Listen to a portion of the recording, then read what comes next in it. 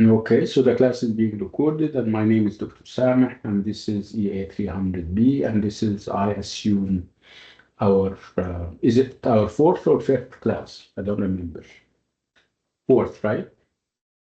Could be fourth. Yes. Yeah, if we started last week and we meet twice, so two classes last week, and then one class this week, and then this the second one, that would make them four.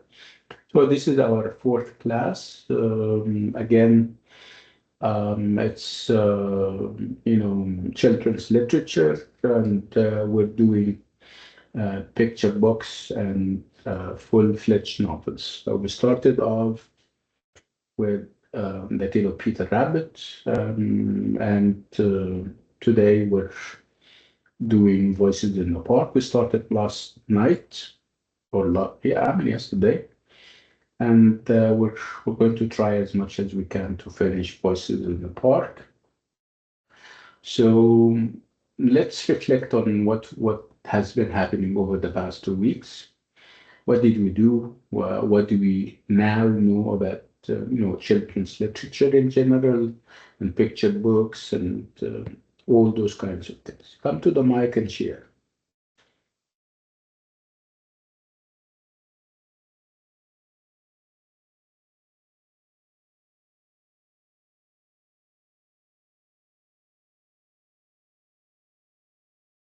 So,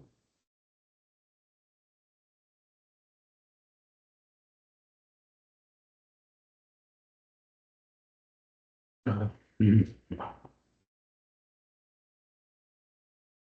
Do you know that participation is out of 5, and you're not likely to get the 5 if you don't participate?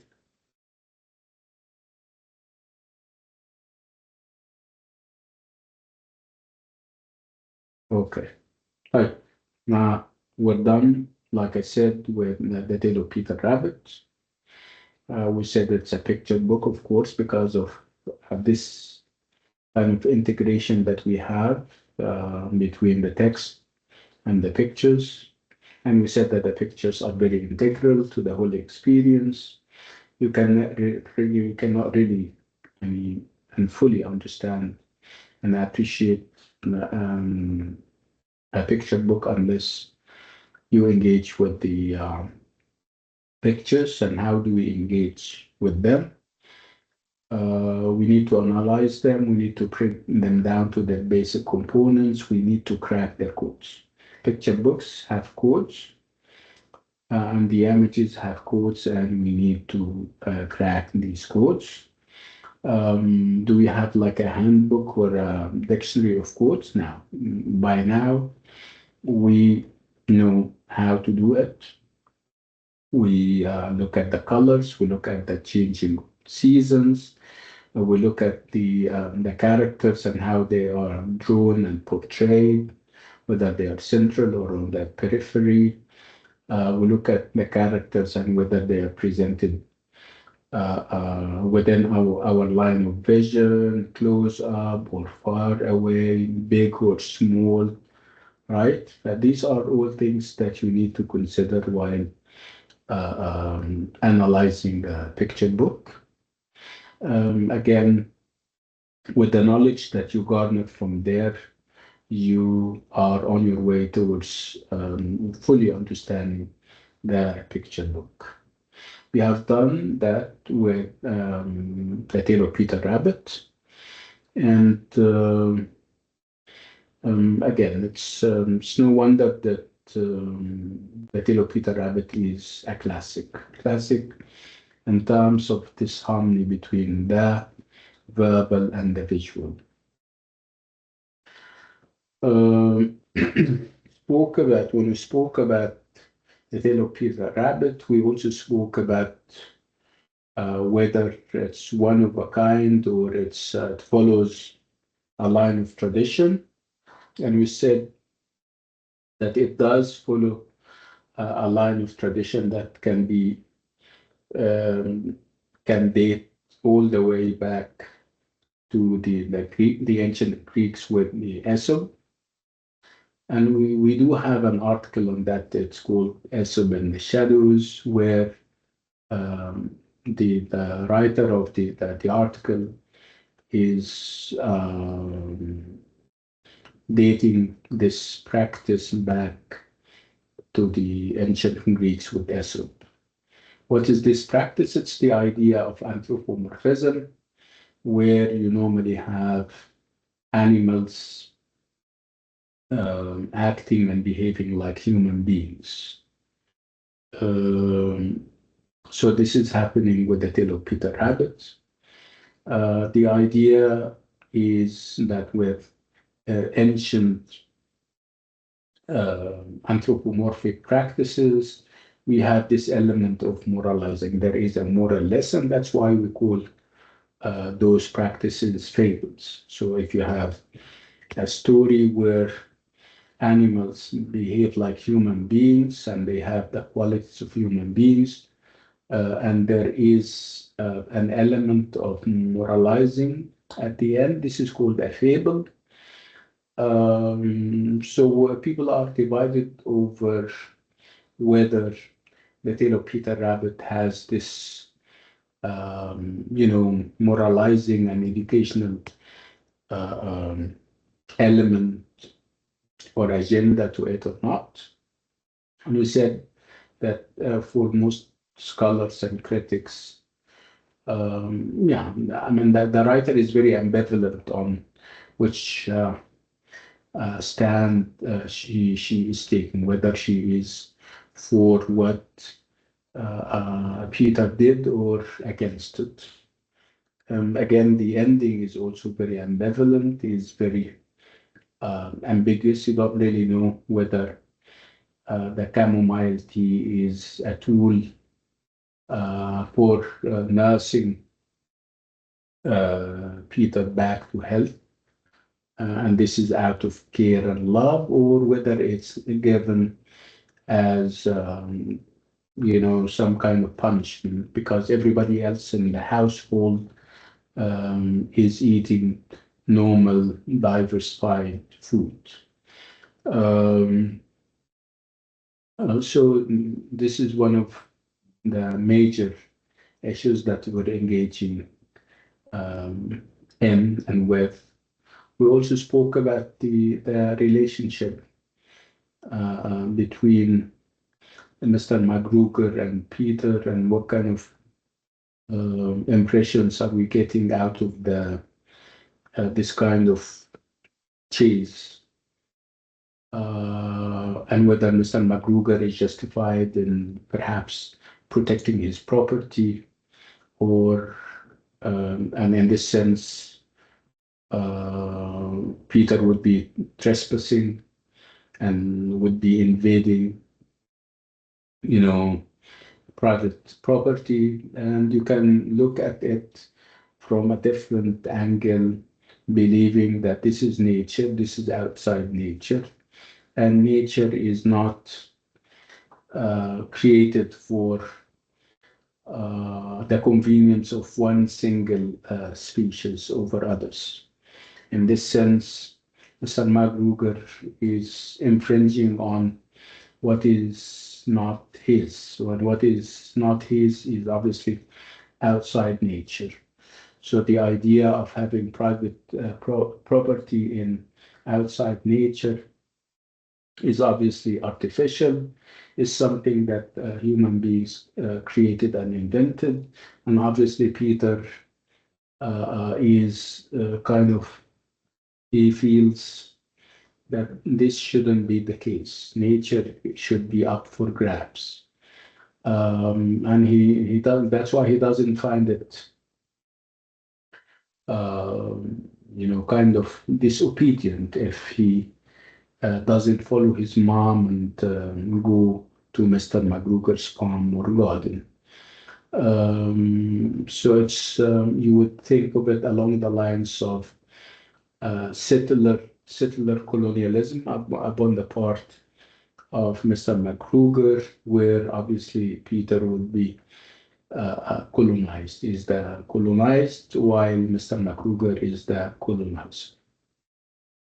I think, and you may think that this is taking the interpretation too far, and this is a bit extreme. No, I mean, obviously, when it comes to literature, the meaning and the interpretation is up for grabs. As long as you can back up whatever you say with evidence, you cite examples, you are fine.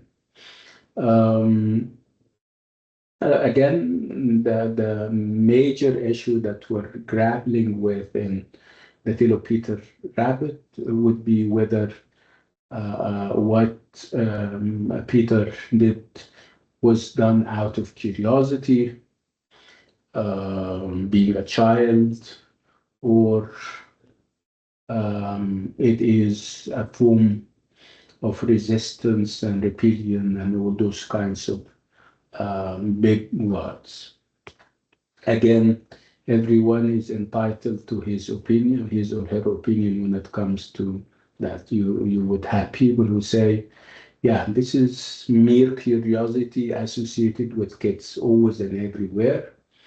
And you wouldn't be a kid if you don't do that. If you have, I mean, growth with kids is associated with asking questions, exploring unknown territories, being curious on different levels.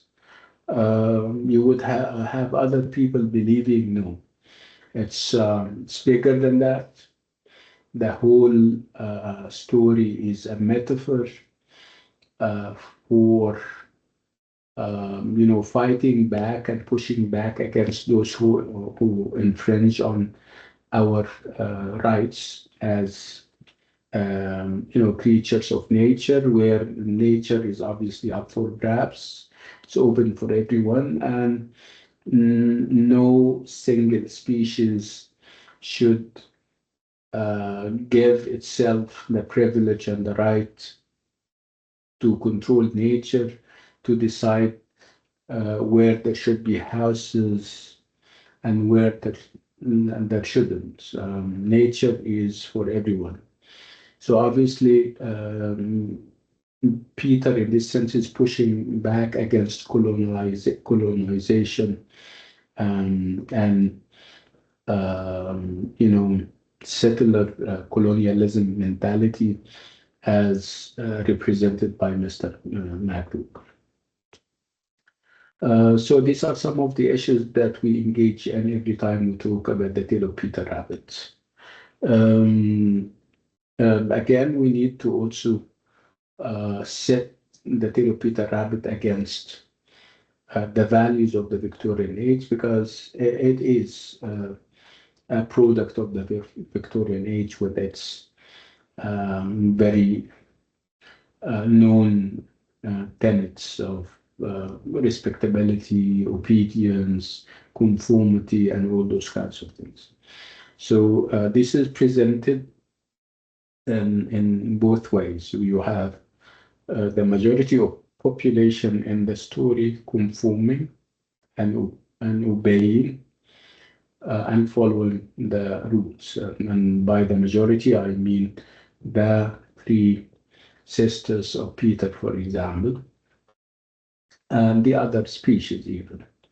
Though marginal, while you have a minority or a few people not conforming, challenging the established order, challenging the idea of conformity, and on top of them would be, of course, Peter. And you would have people in the middle. You don't really know whether they are conforming or not, like the mother, for example. The mother is a typical Victorian mother, expecting other people, especially those who are junior, those who are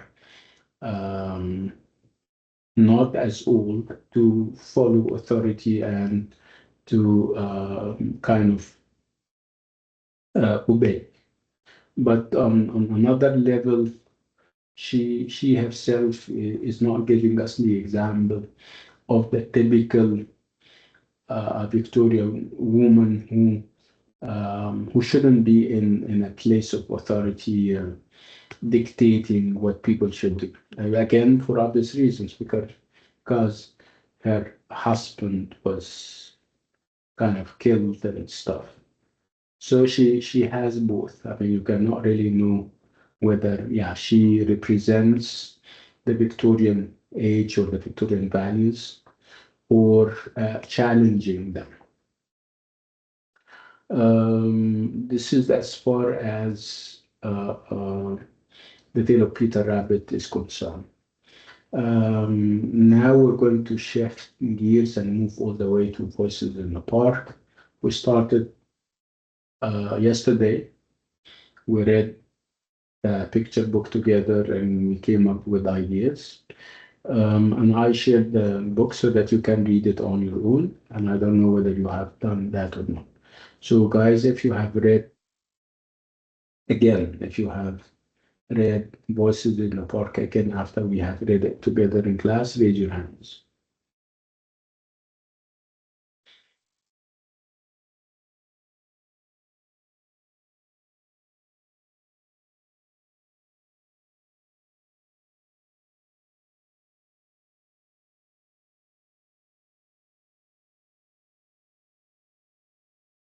Okay. Where is everyone? Let me just remind you that we have 5 marks for participation, and you're not likely to get the full 5 marks if you don't participate. Just a reminder. Okay, Nagwa, what do you have to say now that you have read the picture book twice? Yes, I got a deeper sense of reflection and I focused more on the picture books and the font that was used. And as we discussed previously, that there are differences, and each difference indicates actually the personality. Like you can feel uh, the personality of each of the characters from the photo, from the pictures, and from the type of font that is used. And you asked me yesterday about specific, which character would I choose? I would choose the small girl, Smudge, because it is like I think everyone in life would would love to have the characteristics of Smudge, like carefree, uh, people who are happy in life, who enjoy, who think from more brightly, and who care more about the bright side of life rather than the dull side. So I think that's why I would choose this character. Yeah, okay. Thank you, Nagwa. Thank you for those lovely insights. I think somebody else was raising his or her hand. Come to the mic and share with us. Voices in the Park, everyone. We're talking about the book as a picture book, and we're also talking about it in terms of the relationships between and among the characters, the kind of themes and ideas coming out of those complex relationships. So come to the mic and share with us. Okay, I want to make sure that you guys can hear me. Raise your hands. Raise your hand if you can hear me.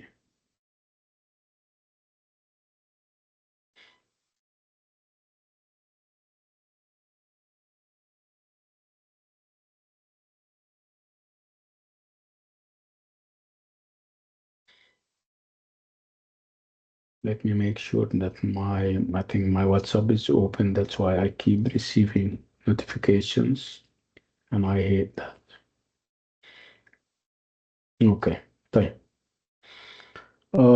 Okay, thank you. Drop your hands. Okay, Ibrahim, you were raising your hand, right? Yes, doctor, yes. Okay, so would you like to say something about Voices in the Park? Yeah, I read the picture book. There is a class conflict between the two families, and the character I most like is the mother. She tried to keep her child safe. She shows some independence. And I didn't get it as like she's like classy or something, but I get it as a protection for her child. She doesn't want her child to involve with anyone in the park. Maybe he would like grab him or something. So You I mean like you're the you're giving her the benefit of the doubt. You're not saying that she's like snobbish or something, right? yeah. Okay, nice. Okay. So we keep saying that for in order to fully appreciate the work, you need to look deep into the pictures. You need to break them down to their basic components. You need to also crack the kind of codes. So did we do that? And obviously, it's there is more to a voice to like a picture book than just the text. The text doesn't say everything. Um, so you can even relate a story from a picture, but sometimes a text can be very sketchy, and you cannot really tell a story out of it. This, if anything, it proves to you that the visual aspect of a picture book is so important, so integral to the whole experience. Nagwa, you were raising your hand. Okay, so obviously not anymore. Okay, طيب. Again, it's Voices in the Park that we are doing, and what is so remarkable about Voices in the Park would be that it fits the parameters that we have set for the postmodern.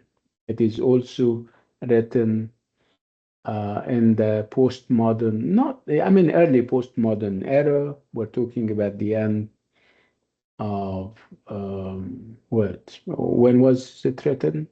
In the 90s, early 20th century, 21st century, I suppose. So it's very much postmodern, and postmodern in terms of perspective, in terms of the non-linearity of the text, in terms of the challenge that it poses to and against established ideas, hierarchies. Again, the element of play, the fact that play is done on a number of levels.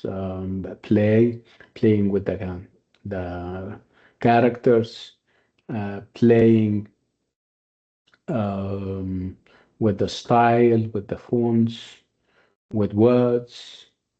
And you also have normal and literal play, where, for example, you would have Smudge and Charles playing together. So the element of play is a postmodern element that we shouldn't miss in Voices in the Park. We spoke also about the idea of intertextuality, and we said it's very much uh, um, there in Voices in the Park. And what kind of intertextuality we're having? We have what we call visual intertextuality, where there are, of course, references to other works. Uh, um, um, and again, because this is a picture book, you have, reference to paintings, captures from famous movies. So intertextuality is there, is very vivid, and you cannot miss it. You meet it everywhere. Um, Again, this is very important, and this is again a feature of the postmodern. Um, so, Voices in the Park. We spoke about the non-linearity, this idea of non-linearity, and this idea of having what we call uh, uh, polyphony. Polyphony is when you have more than one voice. Remember, it's voices in the park, which means that we have uh, um, different and diverse voices. And when you count them, you find them four voices. What does this tell us? Of course, this is like a postmodern contribution because in normal traditional narratives, you only have one narrator and the whole experience is uh, kind of held hostage to this one single narrator. He or she gives us things from his or her own perspective. We have very limited access to the inner recesses of the different characters. We are only limited, or we are, I mean, the only access that we're given is, this superficial access through the eyes of this one single narrator. In Voices in the Park, we don't have that. We have four different narrators, and this diversity of narrators is meant, of course, to give us different perspectives, to also um, tell us perhaps that um, you know um, even truth is not absolute. You can They all talk obviously about the self same event, which is going to the park, but everyone is giving us the events from his or her own perspective. Uh, Again, based on their background, based on their demographics, based on their gender. And obviously, when you think of these things, you find that there are four different perspectives, and those perspectives are shaped by uh, um, the character's age, gender, social class, mood at the time, and stuff like that. Um, we spoke about the four characters, and we said that you can almost tell what kind of characters they are based on, um, what they say, of course, and how they say what they say. And how they say what they say is reflected in the font used or assigned to each one of them. Again, the kind of language that they are using, and of course, the corresponding image when they narrate their part of the story. Again, I asked you to kind of read very thoroughly so that you can come up with a favorite. You tell me which of the four characters stands out and is your favorite. Nagua, when we asked Nagua, she said Smudge. I don't think we asked Ibrahim, and I'm asking everybody else, based on what you have seen and what you have read, who is your favorite among the four characters and why?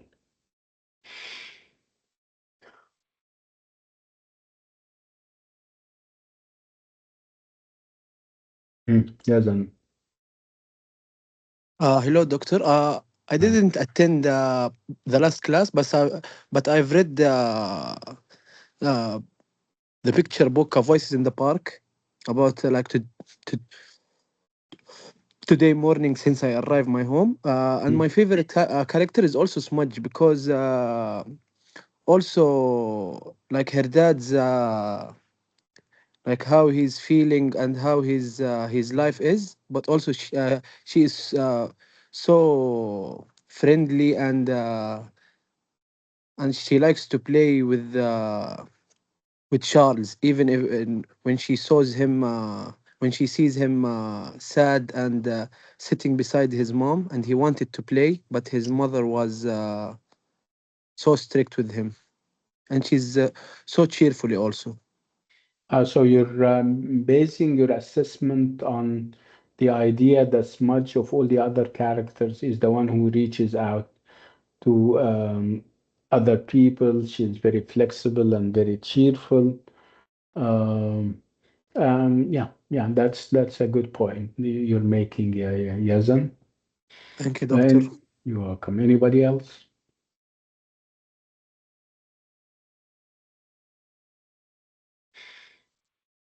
Actually, I think we have a unanimity over who wins our favors, who of all the characters stand out as the most beloved, and obviously it is Smudge. Again, Smudge is doing that because of her an amiable nature, the fact that she's very loving, she's very open, she's very accepting, and also because she is يعني kind of um, pushing the limits of possibilities for girls and women. She's not a traditional female character. As a matter of fact, she is, kind of different if you compare her to traditional female characters who are supposed to be silent, non-assertive, very obedient. She's not like that. She even has strong opinions about the mother of Charles. Opinions that we would normally um, associate with impoliteness. I mean, if you wouldn't expect in traditional circumstances, you wouldn't, kind of expect a girl to curse or say something unpleasant against other people. But Smudge is obviously different because she is also a good judge of characters. You could see it through uh, uh, the old lady, the mom of Charles, and she could tell that she's snobbish and she's arrogant and proud. Um, so along if you're going to judge Smudge along gender lines, you're going to find her quite unconventional, quite daring. Again, she is different. And perhaps this is one reason why she won our hearts and minds as readers. Um, Again, it's Voices in the Park that we're doing. What do we have in Voices in the Park? We have four different narrators, four different voices, and like I said, they belong to four different, to different demographics. They belong to different genders. They belong to different classes. Again, this is of course meant by the writer to tell us perhaps that truth is not absolute and there is always a shift in perspective. Um, so if you have people narrating something or recounting a story or an incident, you shouldn't satisfy yourself with whoever goes first and tell you what he deems as the truth and nothing but the truth. No, you need to wait and listen to the second one, the third one, the fourth one, and so on. This is perhaps one of the takeaways from this picture book. Um, Doctor, yeah, go ahead. there is philosophical question come to my mind Mhm. that why people feel emotional with the poor in the literature and not in the reality. I'm not sure that you have, uh, kind of conclusive um, statistics and evidence for that because, yeah, people feel the same, whether in literature or in reality. People have those beautiful fellow feelings for the poor. And it's only that we're not. I mean, our life is limited, and you cannot be in all the places in order to judge for yourself and see how people are treating other people. I'm telling you that the reality is not as grim as you think it is. There are very good people out there, and they help the poor as we speak. Um, Again, um, like I said, our limitedness as human being wouldn't allow us to be there, witnessing how much is done for the poor, always and everywhere. So it's Voices in the Park, everyone. Let me share what I have, and we are on our way.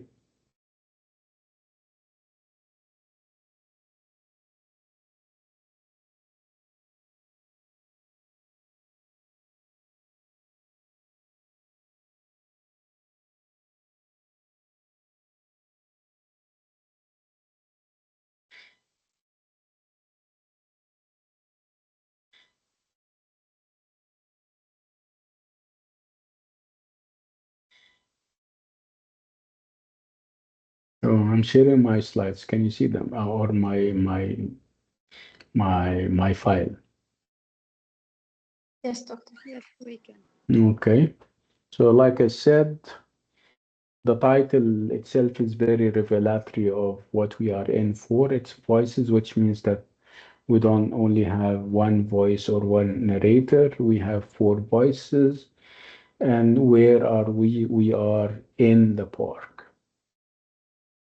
So in terms of, remember, this is what we normally start with, because at the core of even the picture book, there is a story of a sort. It is true that this story is not linear. You don't have a beginning and middle and end like you have seen with the Tale of Peter Rabbit, but it does have a story. And obviously, the story is given from or by four different people. So this is as far as the narrator or the point of view is concerned. Again, in terms of setting, we have the park as perhaps the only setting. Um, so Voices in the Park is a picture book, like I said, and it can be enjoyed by both children and young adults. And it was written in 1999, which would make it a postmodern piece of work. Again, it has earned so many accolades and so many, and lots of people praised it uh, and said very nice things about it. So, what kind of book it is? It's a realistic book. There is a great deal of realism. The what is happening in the picture book is very realistic. The fact that we have class struggles, people come from different classes, and you have this eternal and perennial conflict between the classes. So the book belongs to the contemporary realistic fiction. Again, what do I know about realism and realistic fiction? This is obviously a genre defined by a vivid, realistic setting, multi-dimensional, credible characters, and believable problems that are understood by the intended age group. So, do you believe that this is true of now that we have read Voices in the Park? So, we're talking about a realistic piece of fiction that has a vivid and realistic setting, that has multidimensional characters that are also very credible and believable, and the problems that we're dealing with are problems that we're likely to encounter and see. Do you agree with this description of Voices in the Park? Yes. Very much so, Yes. right? The Yes, doctor. characters, the characters are credible, right? Credible means that you can believe them, that you can relate to them, that you can identify with and believe that they can be you, right? And the problems are believable and realistic. What are some of the problems that we have that the text engages with? I'm asking everyone. It has a Difference humanized in animal, I guess. No, this is not a problem or an issue. Nagwa. class differences among people, that there are Mm, people who are more fortunate than others. yeah, that's true. Um, yeah, what else? Maybe we can consider like some social or emotional difficulties, like depression. The father who does Mm. have is having difficulty finding work Yeah, is I mean, the idea of not finding work is very realistic, obviously, right? yeah, that too. Mm.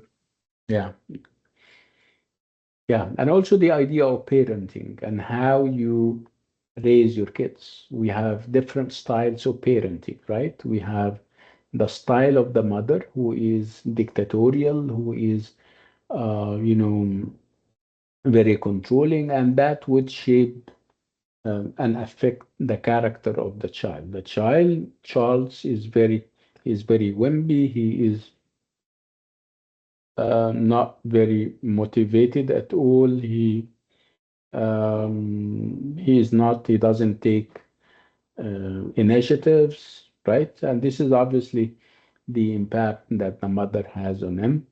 On the other hand, you would have the character of the other parent, the man who is obviously open. He treats his daughter very well, and that reflects her character. The fact that she's very outgoing, she's very flexible. She reaches out to other people from other classes. So these are problems that we're likely to meet, whether we're talking about not problems, I mean issues. Um, so that would make it very, uh, yeah, go ahead. Yeah, yes, very realistic. Doctor, can we say also like the judgment when Charles' mother judges Smudge? Like, You mean the, is it a realistic uh, problem? yeah, it can go under this idea of class conflicts. The fact that the upper class looks down on the lower classes. Yeah, it can be. I don't know. We live in societies where classes perhaps do not exist anymore. People are all equal, and you wouldn't expect somebody to look down on you. Um, so obviously, if you say it's not it's realistic, I don't believe I see it happening anymore in society. Of course, people can have their own inner um, feelings and inner hatred, but at least they don't show it. Oh, yes. Uh, Thank you, doctor. right. Um, so this is a plausible story that could happen in today's world. Absolutely, yeah. Plausible means very uh, something that is likely to happen. So, what is it all about? It's about an upper class mother and, of course, her son who or wanted to walk their dog to the park and meet other people. Those other people may not be of the same socioeconomic status as they are. Um, Again, whatever happens and whatever issues and problems they engage in and they navigate are things that we can see and meet and encounter in our everyday life, and the language used is also very relatable. Again, we have this issue of anthropomorphism, where the characters are gorillas, not human beings. And lots of people would ask why animals and not real human beings. So, if the characters would have been depicted as human, a reader might refuse to relate to the characters due to preconceived bias about race, about socioeconomic class, or the gender of the characters. So obviously, when you read with such prejudice, a lot will be missed on you. That could certainly limit your ability as a reader and also your willingness to make personal connections to the experiences of the characters. So when a reader is able to visualize the characters as animals, lacking certain human elements of socioeconomic status and gender roles, they will be more likely able to relate to them. Again, choosing gorillas or choosing animals is meant to desensitize us and neutralize us so that our judgments become objective, away from our prejudice if we belong to a certain gender, if we belong to a different race, if we belong to a different class. So, what does the animal depiction do? It forces us as readers to focus on other artistic elements that would imply socioeconomic status and gender roles. Okay, so when we have those animal depictions, we can focus more on the artistic elements. We focus, for example, on the character of the mother and how she is portrayed, implying wealth and the stereotypical attitudes of wealthy women. Again, and along the same lines, you have the depiction of the father, whose depiction implies poverty and stereotypical attitudes of poor men. And even the children seem to transcend gender roles, and this is also depicted.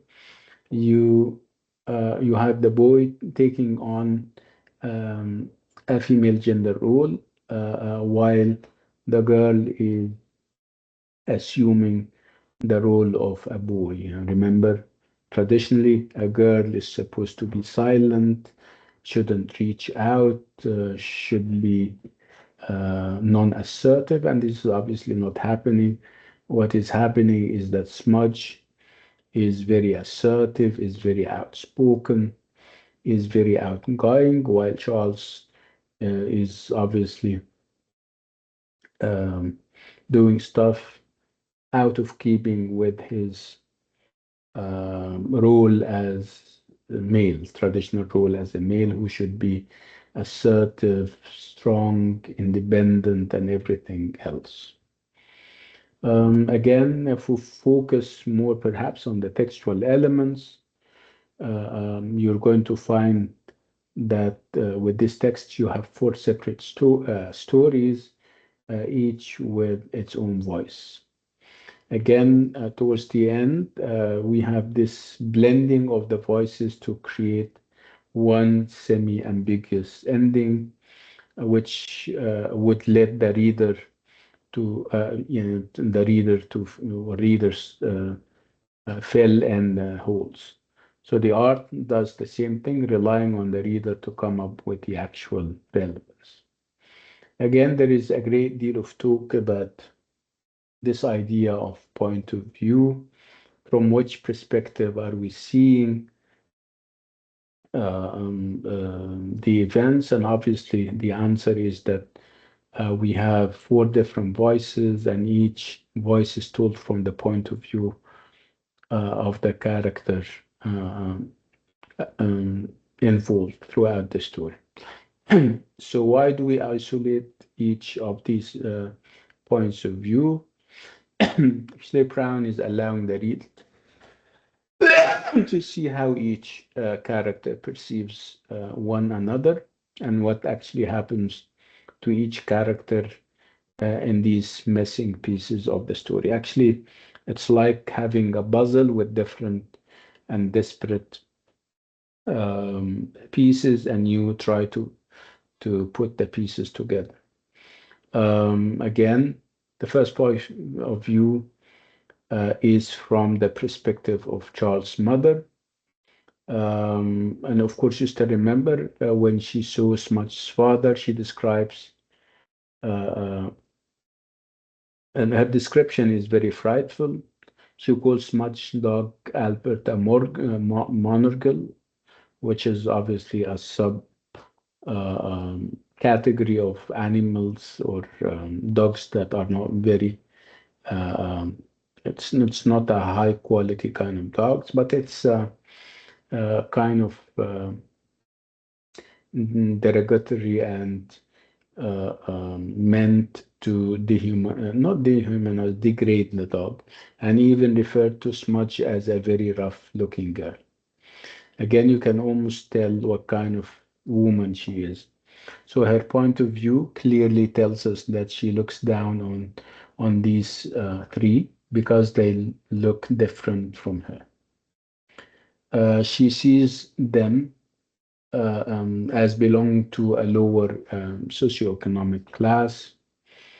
Again, she's judging them based on how they are dressed and how they are groomed.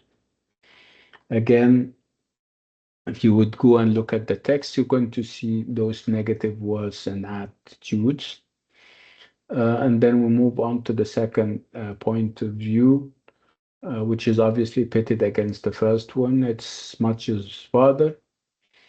Um, so Smudge's father is so absorbed in thoughts about the job that he lost and the job that he would hope to have. So he has no time for other characters. He does not mention the other characters. He is focused on his daughter, who cheers him up, and he wishes he had half of the energy of his dog. So he lives in his own little world throughout his turn in the story because he's so focused on finding a job. And then we move to Charles, and who sees and views things differently from his mother. For example, he sees Albert as a friendly dog. He didn't talk much or at all about Smudge's father.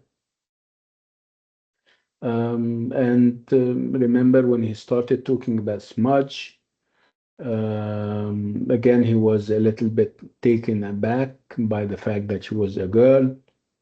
But he was surprised at the fact that she was good at going down the slide and swinging on the monkey bars. He was enjoying his time with her, with the different types of adjectives he was using, judging from the text, describing um, the whole atmosphere as funny, using words like amazed, great. He even asked at the end of his narrative whether Smudge would be there next time. And then we move on to Smudge and her point of view, which shows that she realizes that her dad is fed up with the way things are going in his life. So she suggests that they go to the park. Again, you could tell that she is a good-hearted young girl who she treats the dog of the other family very in a very nice way. Uh, Again, she interacts with Charles' mom, and she has her own strong opinions against her, saying that she is a silly twit. And she even described Charlie or the informal version of Charles. At the beginning, she thought that he's a wimpy kid, but over time he becomes friendly, and she gives him the credit for that. Again, Smudge also would also talk about the nice time that they spent together. And she, of course, would tell us that she felt that he was sad, especially when his mother found them playing together. So, of all the four characters, Smudge um, pays more attention to the emotions of all those around her. Again, from the revelations of the characters, you can almost tell that Smudge has gone through a transformation. Uh, um, at the beginning, he is depressed and sad, then he becomes happy throughout his story, then becomes sad at the end when he goes back with his mother. Again, Smudge's father is different because he's stuck in his world, focusing on finding a job and trying to keep hoping. Again, if you think of the character of the mother, she's more concerned about herself and the dog, and she pays very little attention to her son. So, understanding the character's points of view can tell us more about the characters and the dynamics that surround them in the story. Okay, we'll take a 10-minute break, and then when we come back, we kind of complete what we have started. I'll see you in 10 minutes.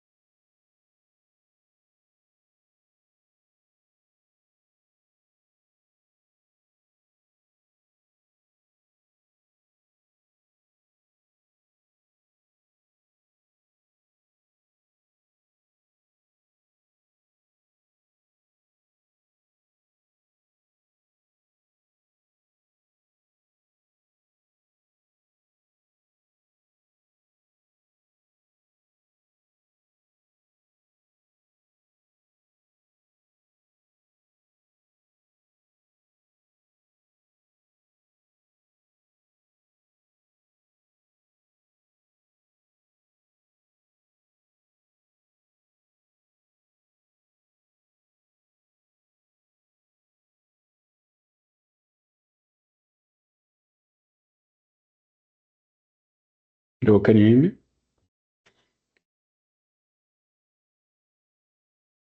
Yes, Yes, doctor. doctor. Yes, doctor. Oh, okay, very good. So again, it's voices in the park that we're doing. Again, it's a postmodern piece of work, and all the elements that you may find in a postmodern piece of work apply here. Spoke about the nonlinearity. We spoke about the the fact that kind of you have a multiplicity of voices that reflect um, diverse perspectives. Perhaps for the first time, women, yeah, actually, women and children are given space. They can speak out.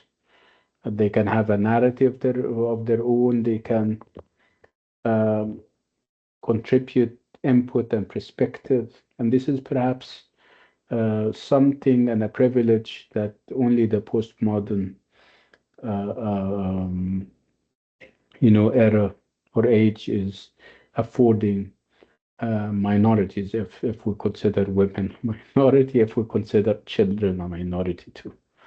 Again, we also spoke about the issues involved. Um, let's continue.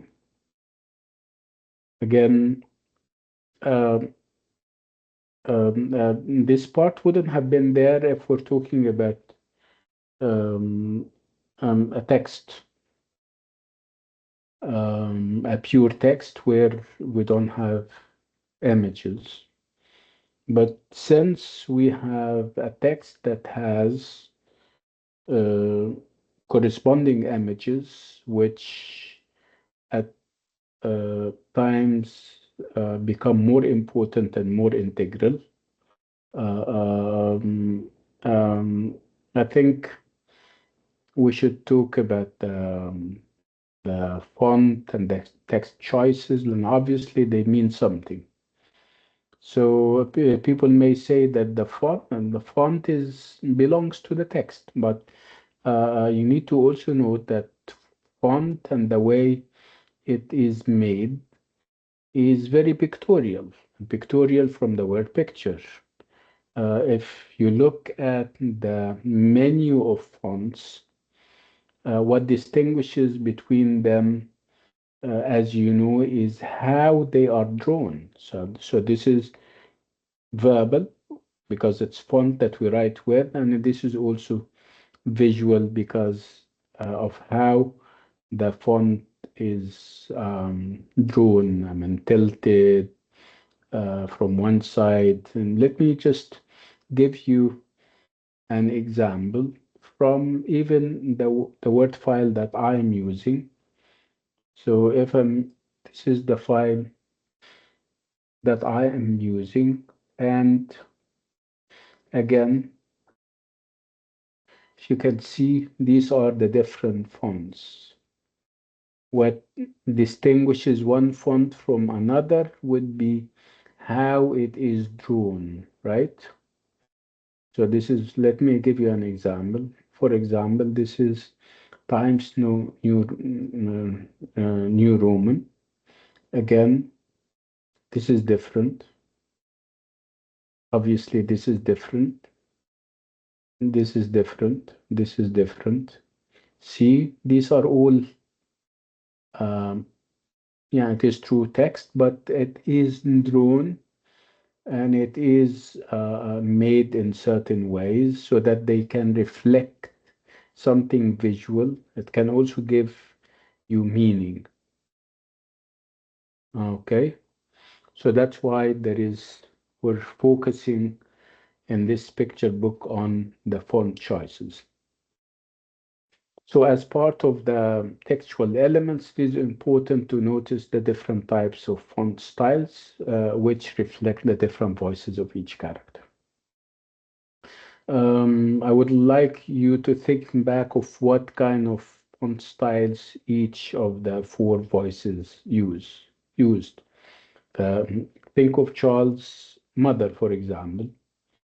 Um, she is assigned Times New Roman, which is obviously a very formal, font style. So out of all the fonts, this one, the Roman, the Times New Roman, assigned to the womb, makes the letters look tall, adding tails on to the top and the bottom of the letters, and it is very formal. Obviously, this is done intentionally to reflect the proper type of font and suggest cultural refinement, being from the upper class. If you move on to Smudge's father, you're going to find that the font style is different, it is less formal, and it is bolded. Again, there is just more of a noticeable rounding of the lip, not as rigid as the ones for the font listed by the mother. So the informal bold text, along with the type of grammar of the sentence, leads one to conclude that he is a working class person. The fact that it is being in bold makes one envision that he has a deep, rough voice. This is these are all things that you can kind of uh, discover from the font style and size. If you go all the way to Charles, you're going to find that the font that he is using also is a kind of revelatory of what kind of person he is, what kind of boy he is. His font is barely visible due to it being very thin. This can be seen and deemed as a sign of weakness.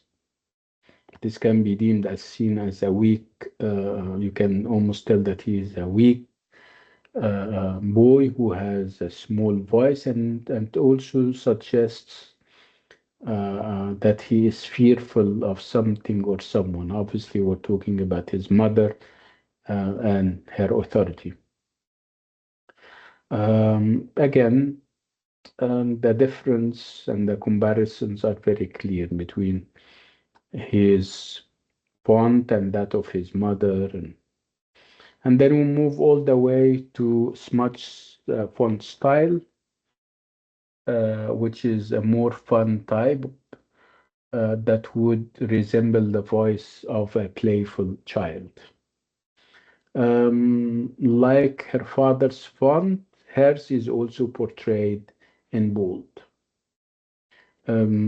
Does it give a deeper voice like we interpreted the boldness in the font of the father? No, it looks more hearty and playful.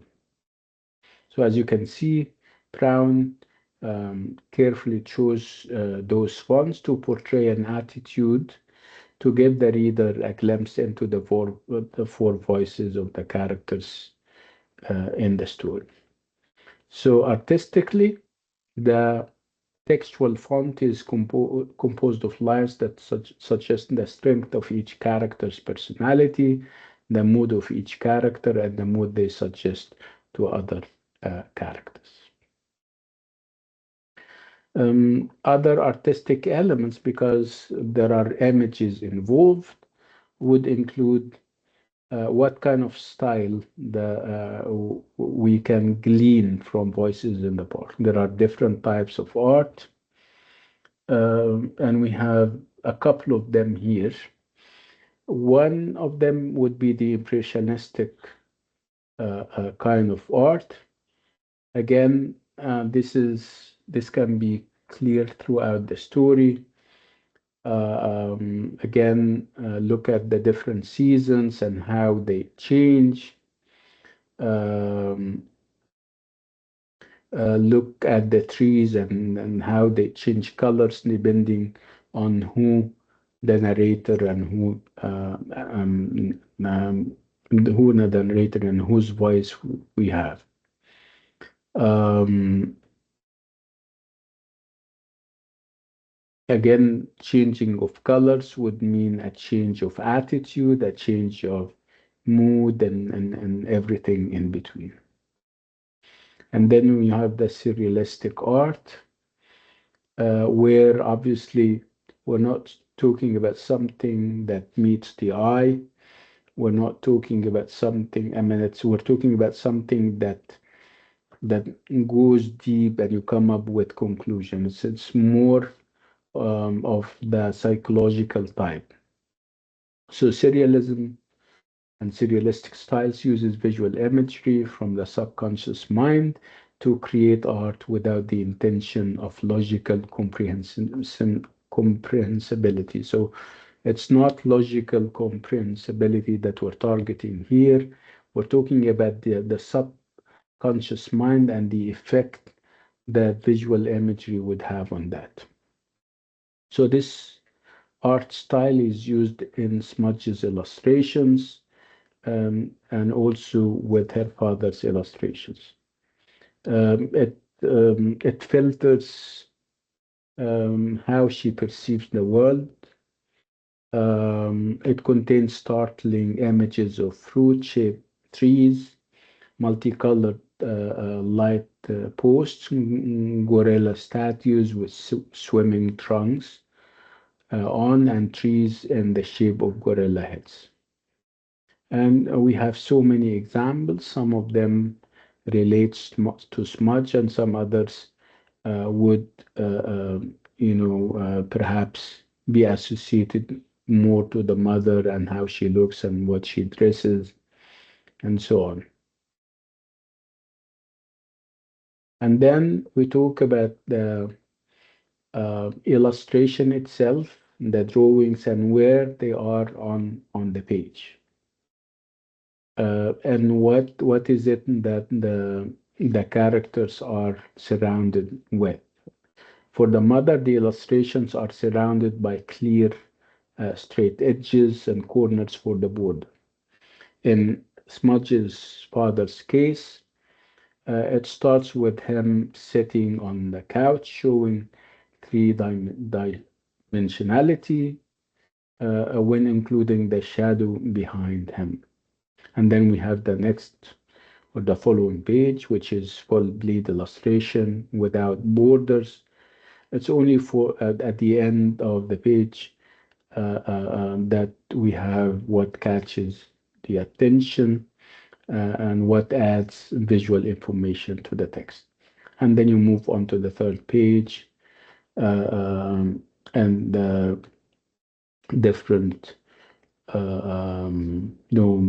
images, and whether there are borders or not, and what is it that they do to the narrative and to the whole experience.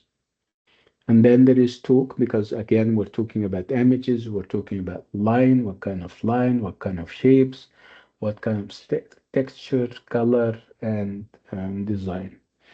I don't want to spoil it for you. I would like you to again revisit the picture book and then apply those texts and then come back and perhaps confirm from here.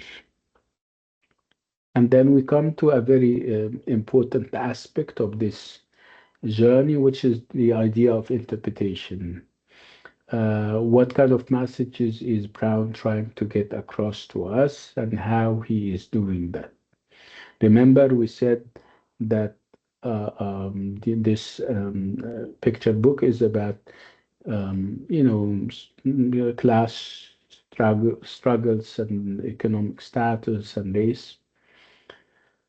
Again, it's very realistic, and of course, we know what happened. We're starting with the mother's point of view, and we end with the little girl's point of view. And of course, between the mothers and the girls, a great deal happens.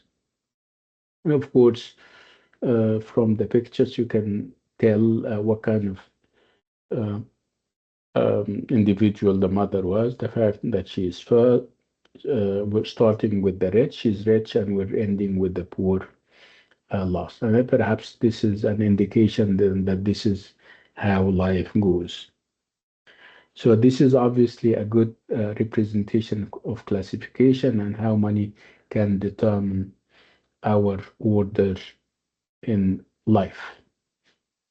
And then we talk about the father and how he starts to walk through the park, and there are also signs of gloom and unhappiness. There is this Mona Lisa portrait presented as crying, showing the sorrow of the family. There is obviously trash everywhere to also illustrate how no one cares, and there is also a man begging for spare change, which is something most of us see in areas of lower economic status. Again, the bottom line through this example is that we have this economic disparity, we have social class struggles, and what comes out of it.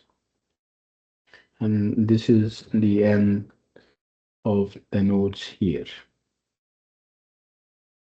So this is the end of what we have to say about voices in the park. If you guys have any questions, come to the mic.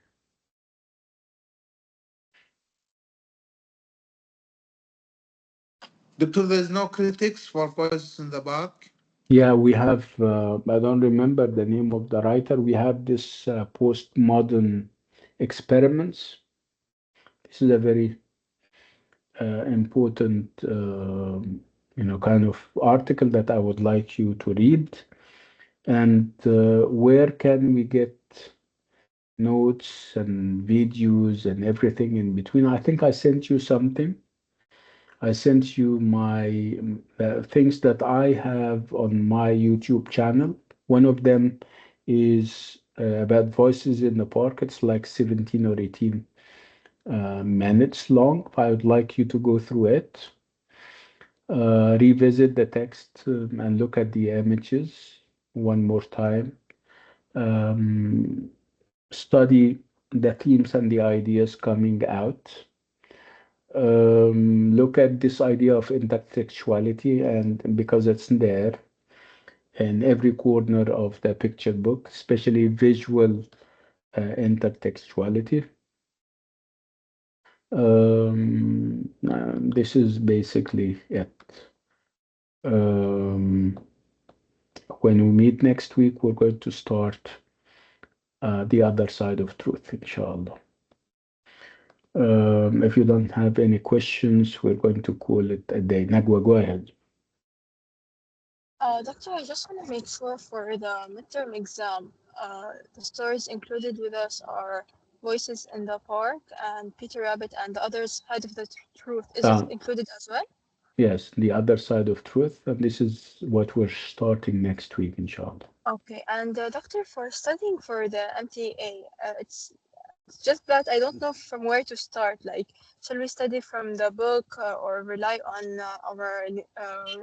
on what we spoke throughout the class? Because I feel like there's a lot of information, but at the same time, I don't know from where to get it.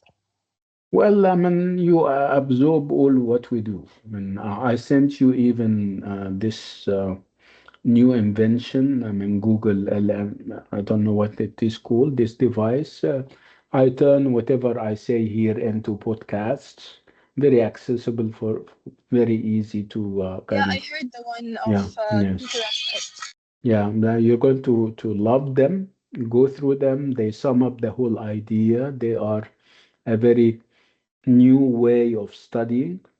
Go to my videos, whether the videos that I have done this semester or from the archive that I have on my YouTube channel. You will find all the videos. Go Yeah, through for them, sure. yeah, the articles. I think we still have time to go through all of that. All right, Um, thank you, doctor. And you're welcome. doctor, please just don't forget, please, to send us any material that could help because any piece of writing or any work of or any article would help with the studying. So Absolutely. thank you so Inshallah. much. I You're, appreciate that. Thank you, doctor. you're welcome.